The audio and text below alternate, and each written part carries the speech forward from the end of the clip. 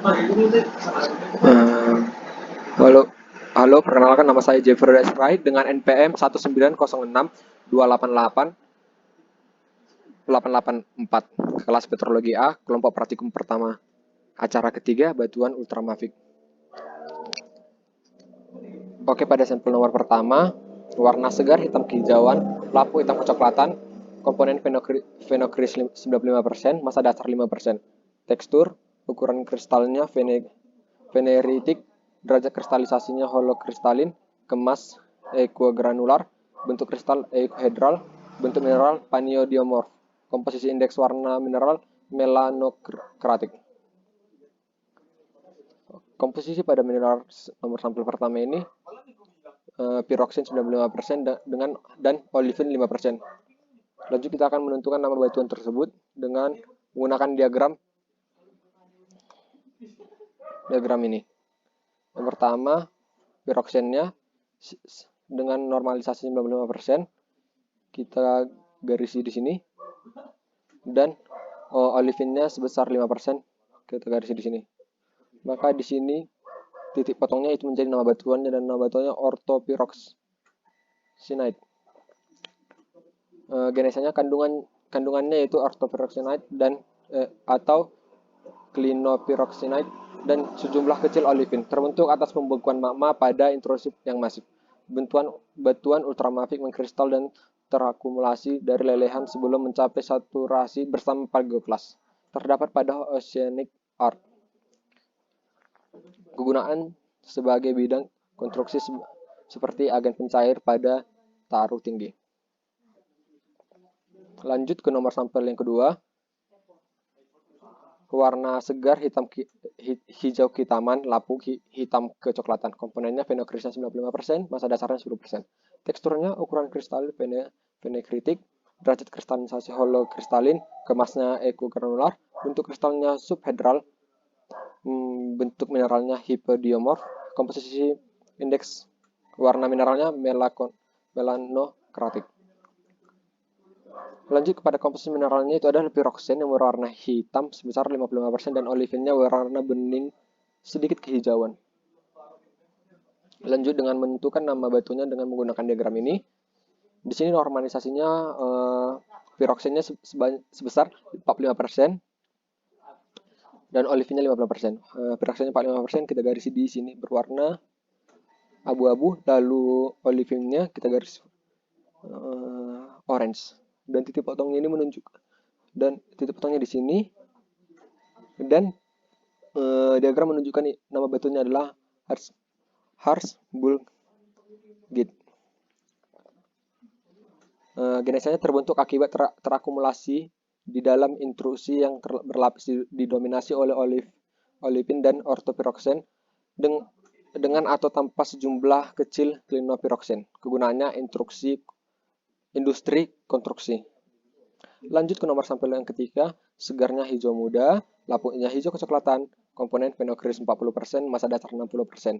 Teksturnya ukuran kristal porfiritik, derajat kristalinnya holokristalin, kemasnya ini kue granular, bentuk kristalnya euhedral, bentuk mineralnya panidiomorf, komposisi indeks warna mineralnya melanokratik. Lanjut komposisi mineralnya, ada piroksin sebesar 5% dan olivin 5%. Lanjut kita normalisasinya, piroksinnya sebanyak 5% dan olivinnya sebanyak 95%. Dan di piroksin sebesar 5% itu ada di garis di warna orange dan olivinnya yang berwarna merah. Dan titiknya ada di sini. Dan nama batuan diagram ini menunjukkan nama batuannya adalah dunite.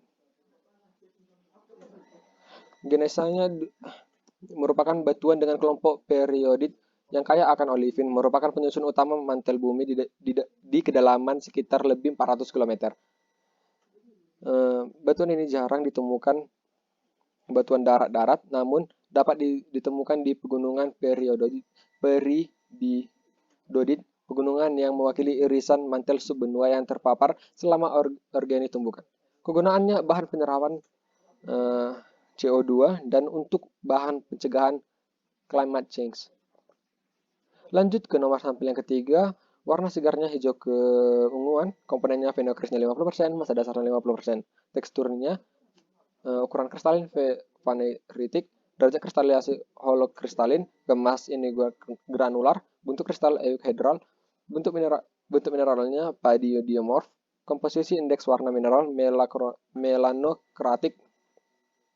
Lanjut ke komposisi mineralnya ada piroxen, warna bening-bening hijau sebanyak 45%. Piroksennya berwarna hitam, maksud saya, maaf. Lalu olivinnya berwarna hijau-hijau, bening-bening yang hijau-hijau seperti ini sebanyak 5%. Dan ada mineral sekundernya, itu adalah garnet sebesar 5%. Lanjut kita normalisasi dengan yang piroksen 50 per 50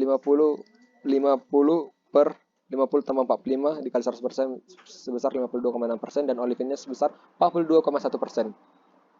Nah, piroksennya kita garis warna orange dan olivinnya berwarna merah dan di sini titik potongnya. Lalu diagram ini menunjukkan nama batuan adalah herzolite.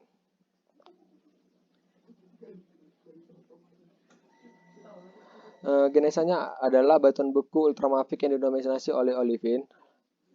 Lejorit adalah periodit dan komponen utama mantel atas. Pada fase aluminasi tekanan rendah akan menghasilkan mineral sekunder berupa plagioklas, spinel pada tekanan sedang, dan garnet pada tekanan tinggi. Kegunaannya adalah industri konstruksi dan arsitektur.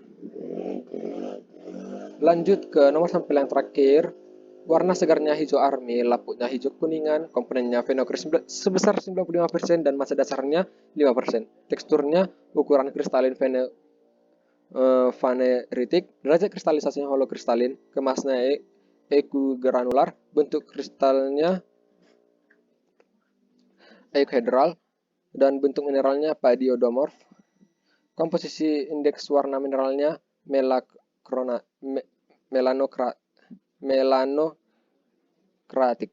Lanjut ke komposisi mineralnya. Ada piroksen sebesar 10% dan olivin sebesar 90%. Lanjut kita akan menentukan nama batuan dengan menggunakan diagram ini. Piroksennya sebesar, kita normalisasi sebesar 10% di sini. Lalu olivinnya sebesar 90%. Di sini diagram menunjukkan nama batuannya dunite. Oke, dunite merupakan batuan dengan kelompok periodit yang kaya akan olivin, merupakan penyusun utama mantel bumi di dalam dasar sekitar lebih dari 400 km. Ini sama. Lanjut kegunaannya, bahan penyerapan CO2 dan untuk bahan pencegahan climate change.